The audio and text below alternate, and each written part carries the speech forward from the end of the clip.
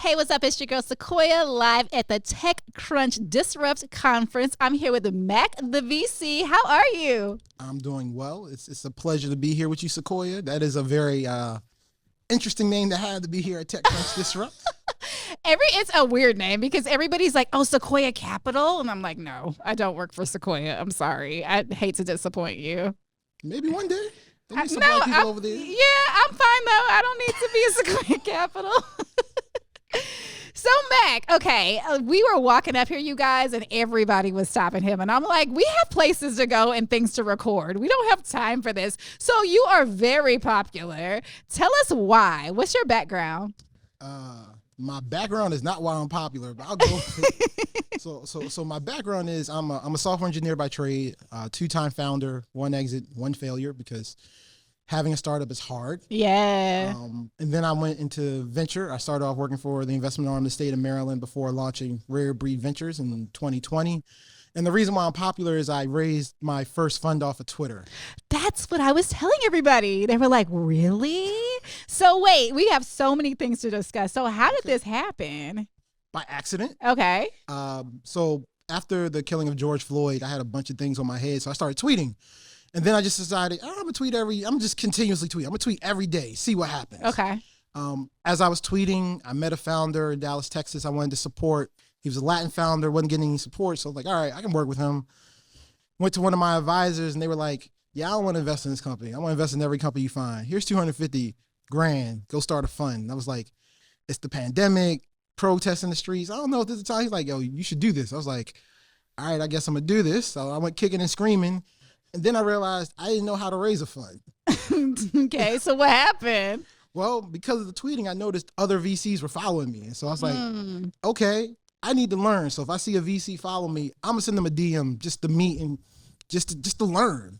And within my first 20, 25 meetings, I met Elizabeth Yin from Hustle Fund. Okay. And at the end of our first conversation, she committed $10K to my fund. And I was like, oh, the more I tweet, the more people follow me, more meetings, more money.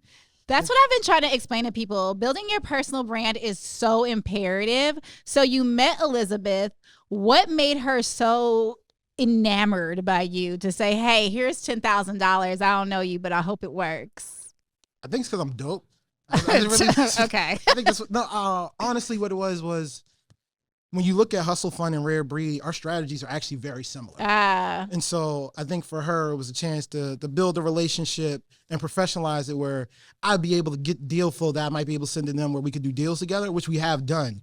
But it was also like the sparking of me doing like the most ridiculous thing I've ever done. Which is? I had 1,128 meetings in 90 days.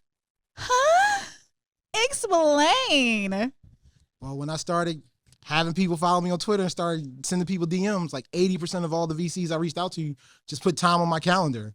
And so my calendar filled up really quickly. And I was, from the middle of June to middle of September 2020, I had 1,100 meetings. So let's back up. What did you say to these VCs for them to be so interested? Because VCs are getting pitched all the time. So why were they all ready to jump on your calendar versus anybody else's? Well, see, this is unfair because like as an investor, you're always willing to take a meeting with another investor because you're looking for deal flow. True. So I was just telling them like, hey, my name is Mac. I work for the state of Maryland. I'm thinking about doing my own thing. Would love to find some time and learn more about you. That was it. Cool. So, okay, you went through the process of getting all these VCs interested. Yes. Was there a check size that you said, hey, you need to come in with a certain amount of money for us to want to invest? Yeah. Okay, so what was that check size? 10,000. 10,000. Okay, that's not bad for an LP. Yeah, so that was the other thing. Typically, in the typical traditional venture fund, you can have no more than 100 investors, 100 LPs. Okay. But there was a new law in the books where if you were raising 10 million or less, you could have up to 250. And so I did the math that like if I offered a bunch of small checks up front, I could build momentum. So that's how I ended up with 194 LPs in my fund one. Jesus, that is a lot of people. It's a lot of access. So how did you get them? Because, okay, just so you guys know, when you're raising a fund, there's usually a thesis around that fund. That's right. People are very excited to invest in a certain vertical. So what was your thesis for your fund? Everything early. That is so broad. You're like anything and everything early. I don't care what it is. Tell me more about that. So we're early stage pre-seed and seed investors. Okay. But we're industry agnostic. The only industry that we don't touch is bio, because like I don't have a PhD, I'm not smart enough for that. But we'll literally do just about anything else. But the two things we care about that we look for are, we look for if you're a software company, clearly a repeatable customer acquisition strategy. Yep. Or if you're a physical product, we like physical products and consumer markets that have lacked innovation for 10 or more years. And that was really specific because the reason why I started a fund isn't because I wanted to start a fund. Okay. I never wanted to own my own venture fund. Okay. My job was to break into VC, join a big fund, and get rich. Like that's the goal, right? But I met this Black woman out of Baltimore by the name of Shauna Smith-Jones, who told me she wanted to create a wig dryer that would dry a wig in 15 minutes with no heat. That's interesting. It was very interesting. And as I looked into it and I looked into the market, there is no such thing as a wig dryer. There's literally nothing. And here's this woman really passionate about a very large market. And I watched her for 3 years get nothing but no's. Okay. And to the point where she decided the only way she could get access to capital was to become a surrogate mother. This woman gave birth to twins for a nominal amount of money just so she could start building her company. That's deep. That's too deep. Yeah, I'm not giving you my inner loins to build my company, but I understand. So, but how did you get your LPs to be okay with that? Were they just like, okay, we trust you, and so by way of us trusting you, we'll let you deploy our capital however you feel necessary? 100%. It was, this is the strategy, and these are the type of investors I'm going to invest in. So either you with it or you're not. So, I literally quit my job and started a fund so I could fund Shauna. Wow. And to date, Rare Breed Fund 1, we've invested in 46 companies. Okay. And it's probably one of the most diverse portfolios you'll ever see. We have 46 companies and over 30 plus verticals from 17 states and 4 countries, and all ethnicity, races, genders, what have you. Any exits? No exits. We invest so early. early. Yeah, you're too early. Okay, so are you raising another fund, or where are you in the process? Technically, I normally wouldn't be able to say anything. That's true. I'm so sorry. The SEC. But we are a 506c fund, so we are allowed to publicly solicit. So yes, we are raising Fund 2 currently. Okay, cool. Okay, so how did you decide that this was where you wanted to go? Like, what gave you the basically inclination to say, all right, this is doubling down on VC? Because I started a syndicate versus a fund. So why did you go fund versus syndicate? And I've seen a lot of that with that model, right? Like M13, the venture capital firm I used to work for, they started out as a syndicate first and then gradually started to raise a fund. So why did you say, forget the syndicate, let's just go all in? I don't know. Like, I don't know if I was smart enough to think about doing the syndicate first. I understood how to build a fund and what it meant to have a fund. And really the reason why I started a fund is because I needed full autonomy. Okay. If I was going to invest in founders like Shauna, I couldn't have anybody else saying anything. Like, if I'm going to invest in a wig dryer, that's what we doing. And I don't care what anybody else around the table has to say. End of story. And that's because, like, I understood that I'm playing in a space where there are other investors who don't necessarily always have the cultural competency around some of the companies, or even the vision around some of the companies that we see. So I'd like to take real chances on founders. I'm a risk taker. That's what VC's about. So how did you, because you're new, right? And a lot of VCs like to be in business with other VCs that are established. So how did you get other VCs to want to be on board with the companies that you were investing in?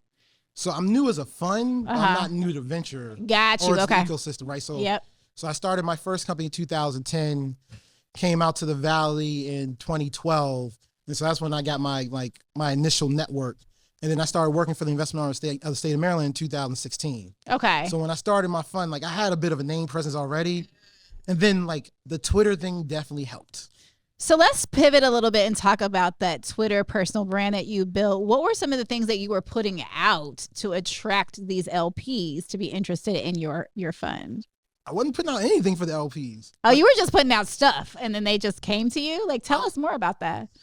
The content I was putting out mainly at that time was information to help founders better understand venture capital. And then as I started raising my fund, I started putting out content to help other emerging managers understand the process. So most of my content's always been about being helpful. So I've always led with being helpful first. And it just so happened that people gravitated to that content. right? It wasn't like I was trying to put out any crazy thesis or tell people this is the next direction of venture. Like, no, I was trying to help people understand what venture was about. And what I've learned is when you lead with helping others, people see that and they gravitate to that. That's so interesting. So did you have viral posts that went viral that people kind of gravitated to, or was it like just a slow drip and eventually you had this like massive number? There were some viral posts. Like I have a post that like every few months I start to see recirculating about the top 15 things I look for in a pitch deck. Mm-hmm. And then the top 15 mistakes I see.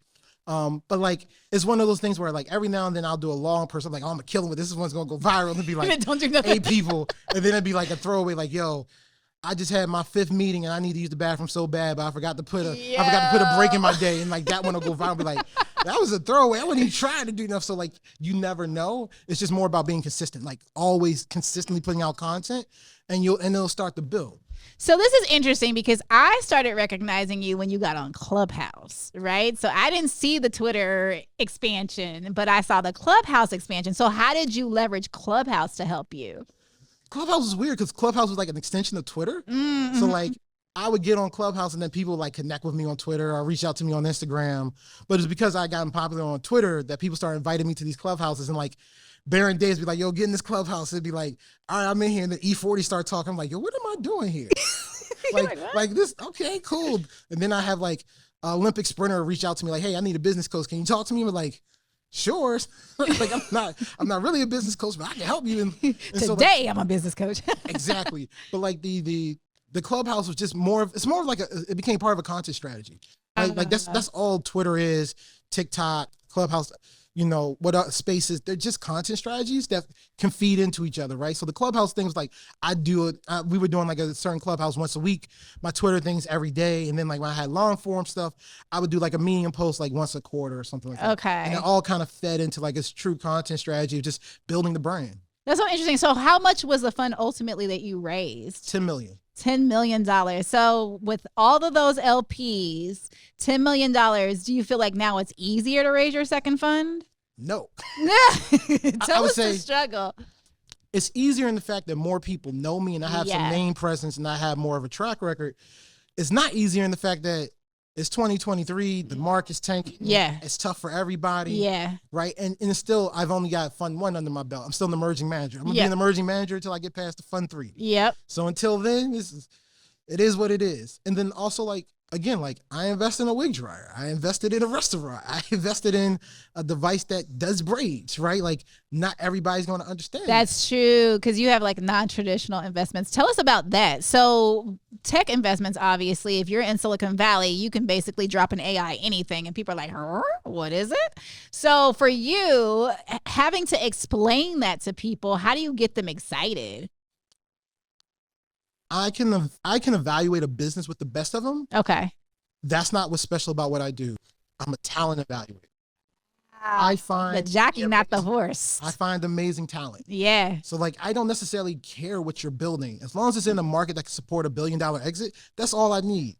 After that, I want to know who you are and why this is important to you. And are you flexible in your way of thinking?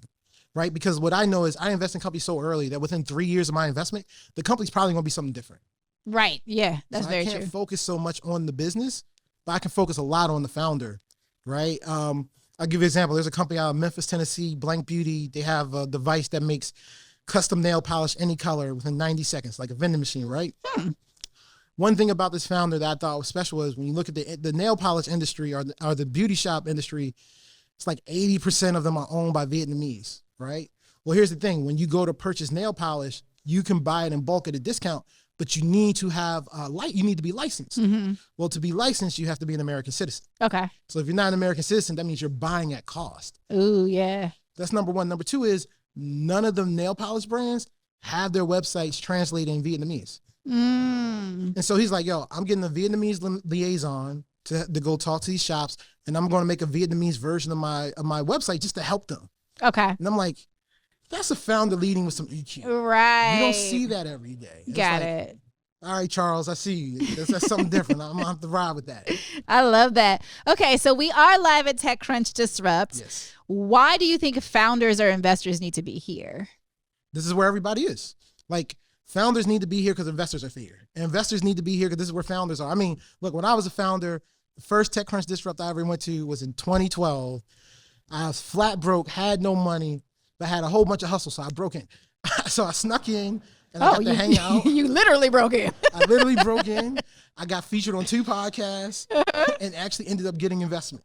Wow, you are a hustler. You're like the media hustler. I love it. I love it. It was like the land of milk and honey. This is where everything happens. This is where it's all at. And like when you're here today, you see it. All my venture friends are here. Yeah. There's all these amazing startups. And it's not just AI. You got people talking about satellite communication, all in the startup battlefield. Like this is where you want to be. Yeah. And also like, I know as a founder, it's tough, right? It's expensive. It's hard, but you need to create space for serendipity.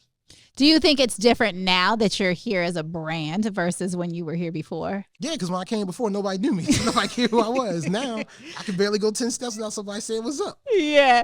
So how important do you think it is to build your personal brand? I think it's very important, but I don't think you need to be as front facing as I am. Right? Mm-hmm. When you're thinking about building your brand, like especially as a founder, it's really more about thought leadership. You want people to know that you have a certain viewpoint that is unique and different to you, that's going to be the reason that's going to make you successful. Okay. But there's a lot of ways you can do that. You can do that by speaking on stages. You can do that by doing long form posts. You can do that by putting out an incredible white paper that's very specific to your industry, because all you really need is the people in your industry to know you. Now, if you want to do like the next big consumer brand, it might behoove you to be on TikTok or Twitter and for people to see who you are. Like, think about this, Elon Musk, for all his whatever, he is well known. And so when he shows up into a room, people want to be around him just because he's well known. When I show up into a room, I may be the investor with the smallest fund, but I'm gonna be the investor that the most founders want to come to because they see me. And I have to point to him like, no, dude beside me has way more money than me. There's a billionaire over there. Don't talk to him. Don't talk to me. That woman over there, she's got a much bigger fund. And people are like, yo, Mac, you're so cool. And they just think I'm cool because I'm recognized. I love that. So give LPs, emerging fund managers, founders, entrepreneurs tips on how they should, give us 5 tips on how they should grow their personal brand. All right, I'll give you 3. Okay. If you want to grow your personal brand, lead with information and being helpful. Yeah. Because that's what people come for. 2, share a little bit about yourself.